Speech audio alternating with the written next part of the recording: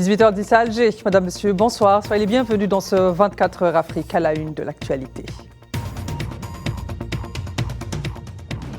Entre résurgence des conflits et nécessité d'intégration, la 44e session ordinaire du comité exécutif de l'Union africaine s'ouvre à Addis Abeba en préparation du 37e sommet des chefs d'État de l'Union africaine qui se tiendra au siège de l'organisation les 17 et 18 février avec à l'ordre du jour les dossiers stratégiques de l'organisation.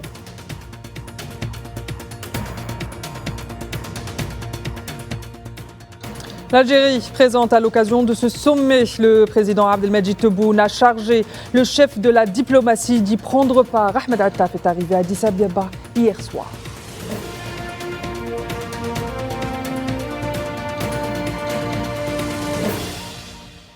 Le pillage des ressources et richesses du peuple sahraoui par les sociétés étrangères pointé du doigt et épinglé par le Centre d'études et de documentation franco-sahraoui qui a publié un rapport accablant.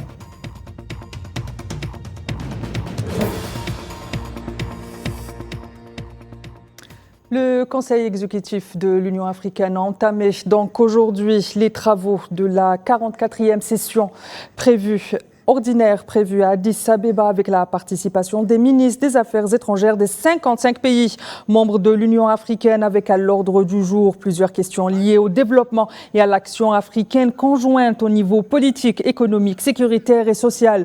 Le Conseil devra également examiner le rapport annuel sur les activités de l'organisation continentale et ses organes. Ces 2 jours d'activité devront être l'occasion de l'examen de la feuille de route de 2024 placée cette année sous le thème de l'éducation. Ne cesse jour après jour d'accroître nos préoccupations, nos angoisses et notre amertume. La violence sous ses formes les plus brutales serait-elle en train de s'installer définitivement comme moyen unique de résolution des différends, dans une ère qui n'a cessé de se réclamer des valeurs et principes dits démocratiques? Il est paradoxal et profondément choquant que le recours à la violence aveugle soit accepté dans le silence et l'amnésie de presque toutes les grandes puissances du monde.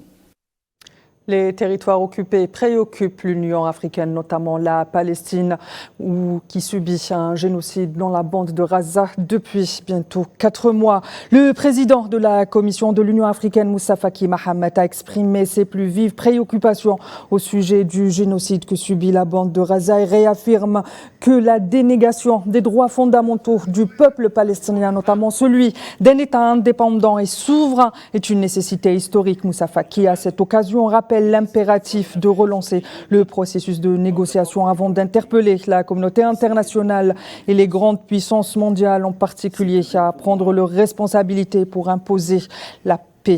Je vous propose de l'écouter. Les souffrances du peuple palestinien, spolié de ses droits fondamentaux à la liberté et à la construction d'un État viable et souverain, se doublent sous nos yeux d'une guerre d'extermination sans nom dans l'histoire.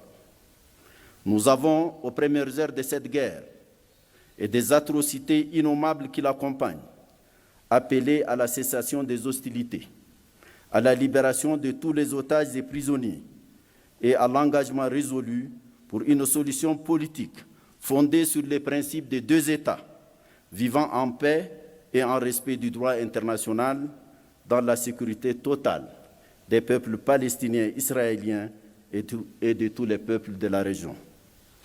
La paix et la sécurité ne sont possibles qu'avec la justice et la reconnaissance des droits fondamentaux de tous.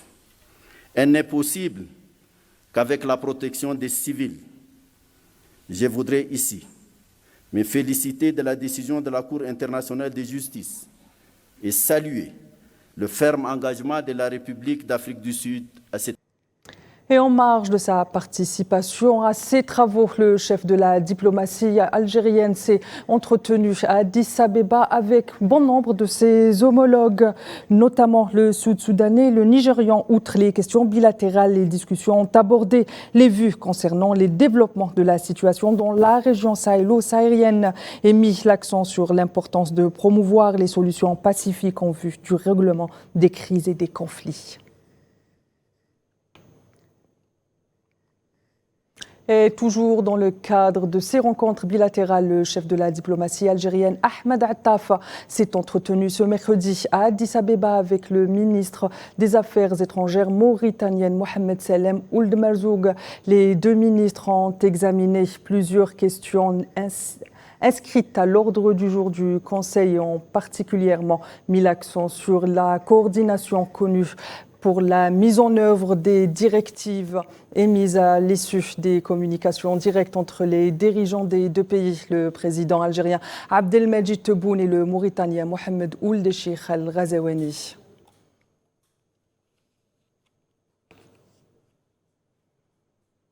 Relation algéro-mauritanienne, toujours avec le président mauritanien Mohamed Ould Cheikh Al-Ghazouani, a reçu hier mardi le calife général de l'ordre du Tidjani en Algérie, Sid Ali Belarbi Tidjani. Cette rencontre a porté sur les relations de coopération entre les deux pays et les moyens de renforcer, en particulier dans le domaine et les questions religieuses.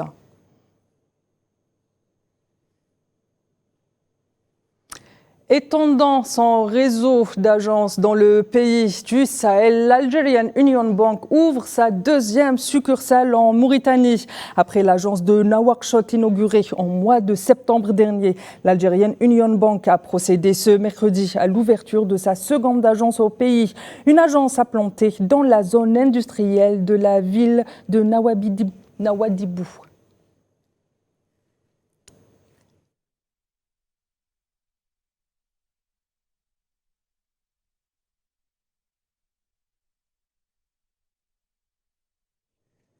Le président du groupe parlementaire d'amitié Algéro-Congo, Barded Benamara, accompagné d'une délégation officielle, ont rencontré mardi à Brazzaville, capitale du Congo, le président de l'Assemblée populaire nationale algérienne. Lors de cette rencontre, le président de l'Assemblée congolaise a exprimé sa satisfaction quant à cette visite et a renouvelé la volonté de son pays de développer les relations de coopération entre les deux institutions législatives, mettant en avant le rôle de telles visites dans la promotion de la diplomatie parlementaire et le travail des groupes d'amitié, précise le communiqué.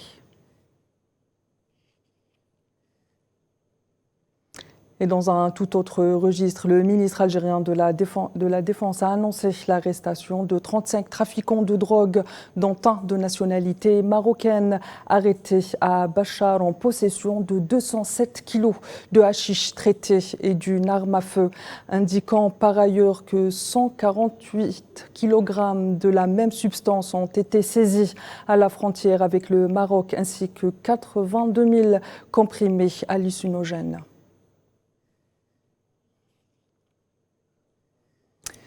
Et le Conseil de sécurité des Nations Unies se dit inquiet de la situation dans l'est de la République démocratique du Congo, où les affrontements entre le groupe armé du M23 et l'armée congolaise font rage.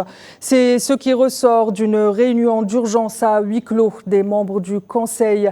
À cette occasion, l'organe exécutif de l'ONU a réitéré son plein soutien à l'unité, la souveraineté et l'intégrité territoriale de la République démocratique du Congo, avant d'exhorter les parties prenantes du conflit armé à revenir aux voies diplomatiques et à la négociation.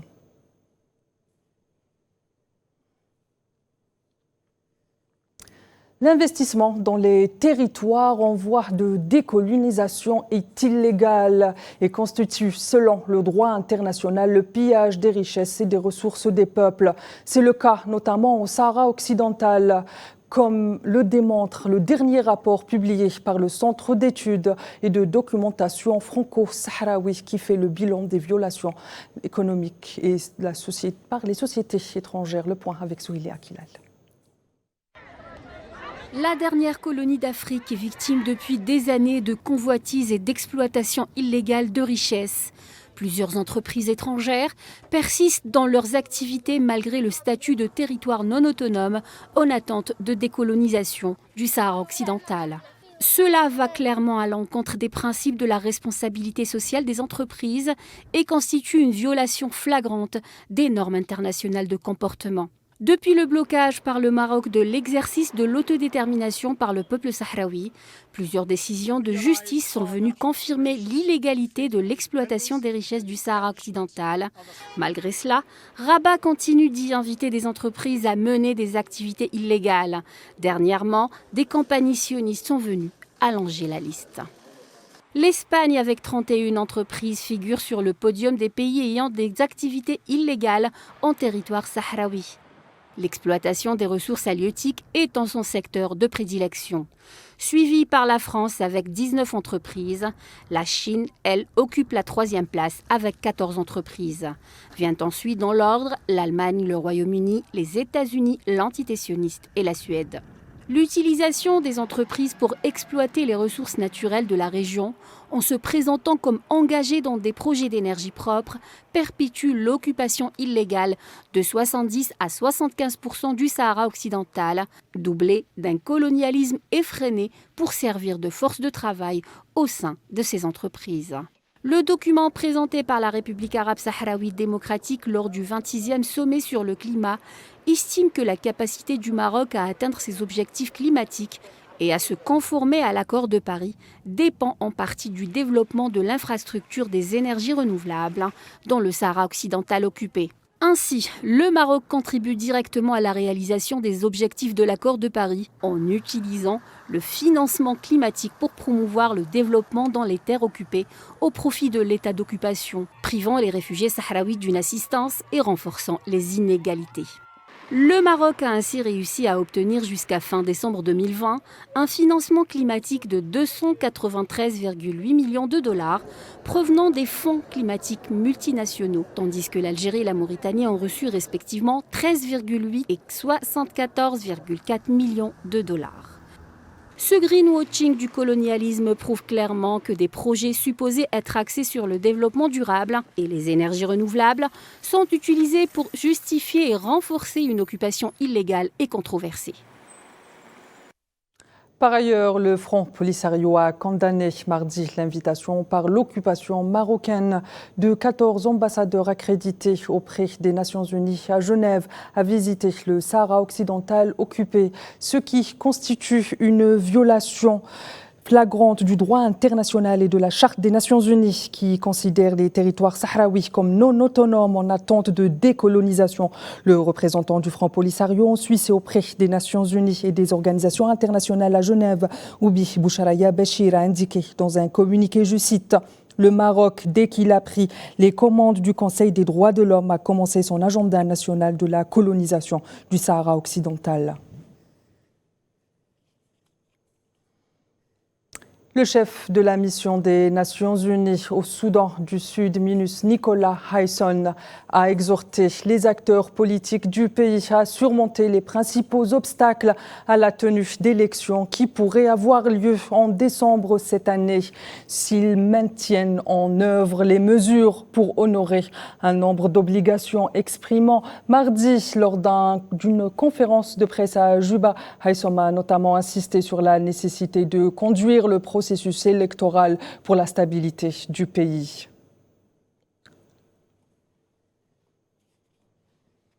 Madame, Monsieur, c'est la fin de ce 24 heures Afrique. Je vous retrouve tout de suite après le 19 Info présenté par Kherdine Batache. Excellente suite des programmes sur Al 24 News.